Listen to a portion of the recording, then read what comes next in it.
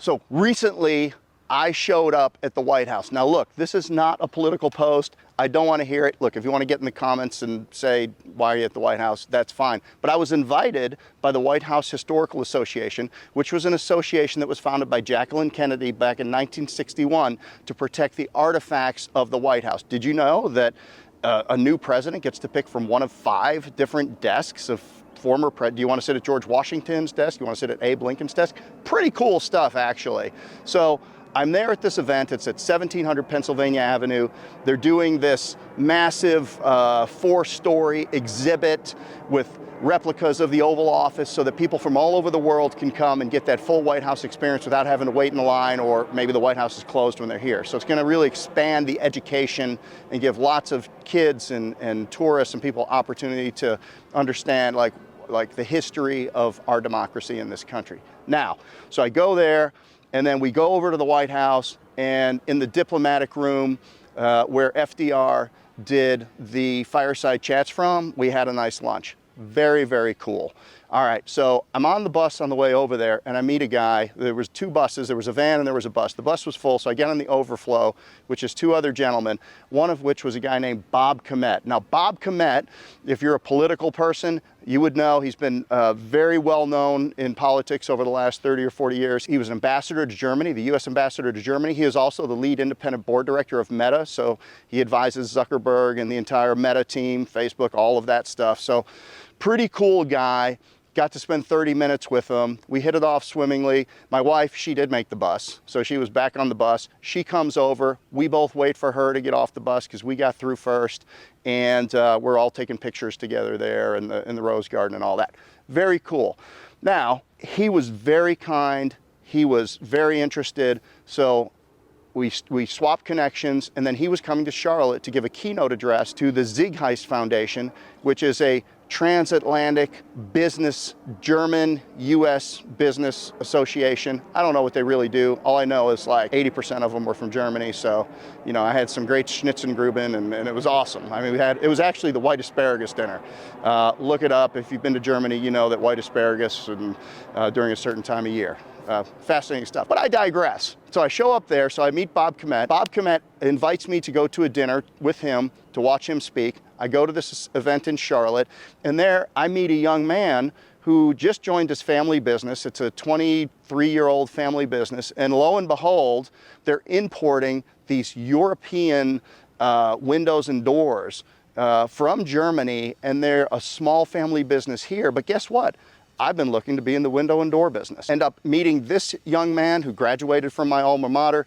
We end up having a call, and now we're in discussions with that company. And you know, it might go somewhere, it might not, but look at the thread of that connection. Now, when I looked at going to the White House to support the White House Historical Association, I said, well, look, it's going to be 2 plane tickets, it's going to be hotel, it's going to be a couple of days out of our schedule. Sure, I would like to go and have that experience. Certainly my wife would like to go and have that experience, but just going and making the effort to show up, I've never regretted showing up. Every breakthrough that I've ever had, every meaningful connection that I ever had was not sitting in front of my computer figuring out like the next accounting thing or something that we needed to do. It was always when I got up out of my chair, I got in a plane, I got in a train, I got in an automobile, and I showed up somewhere to meet people, and that's when all the great things happen. That's when you're outside and you're out there in the world. So when you show up, you can take a couple approaches, and it has to be who you really are. Some people are a wallflower. Probably not great, because you got to meet people and you got to connect with people, but that doesn't mean that you need to be the life of the party either. You don't need to be running around, you don't need to be a loudmouth. Like, be you. 3 things. Be consistent when you show up, be authentic, and be patient. Because when you show up somewhere, you show up at a conference, you show up at an event, look, it's not about 100 people that you shake their hand, it's about the 4 to 6 people that you connect with.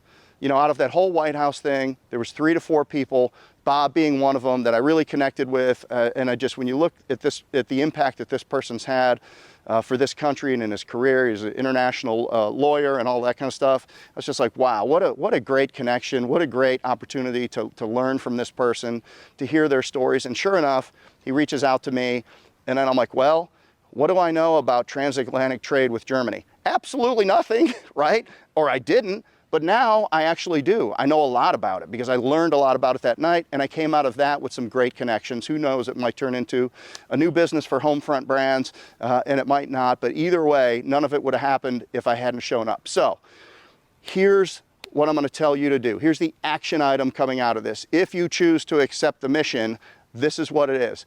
Make a Ben Franklin list. If you don't know what that is, write a line across the top of a piece of paper and a line right down the middle. On the left side, I want you to make a list of all of the events and opportunities that you currently have access to. You could pay a fee to get there. You could just be invited. It could be something local. It could be a business network. It could be at the chamber. It could be an event that you've seen online. It could be this big Dave Ramsey thing that they're doing, Entre Leadership. It could be home service. It could be any of these events out there. You have access to those. You got to write a check. You got to pay for your ticket. You got to get a hotel, and you got to do all that. And then on the, and those are things, and you've got to decide, go back after you make that list on the left side of the paper, the things that you know that you already have access for, that you qualified for, that you've been invited to, and rank those things in order of importance, 1 through however many you've got. Cross off everything but the top 3, and those are the top 3 that you need to go through this year. You need to make a commitment to go to those things because they're going to make a difference one way or another in your life. And if you don't start today, you're never going to get started showing up. On the right side of that page, that is your things. You make a list of things that you need access to. On the left of it is you have access or you are invited, and on the right is you need access. Those are things that you currently can't get into, like maybe your an EO event, Entrepreneurs Organization, maybe a Vistage event, maybe a YPO event, maybe some exclusive thing that's invite only, but you know people that have gone, and the people that you will find, your future self in those people are in that room, and you need to get in there. So who do you know, or who do you need to know to be able to get access to these rooms and to these places that you need access to? Places that you have access to, there's no excuse that you're not there. Places that you need access to, that's going to take a little bit of work. But if you take a combination of those lists and you show up at as many of those places as you can, I guarantee it's going to change your life, because half of life is showing up and the other half doesn't matter.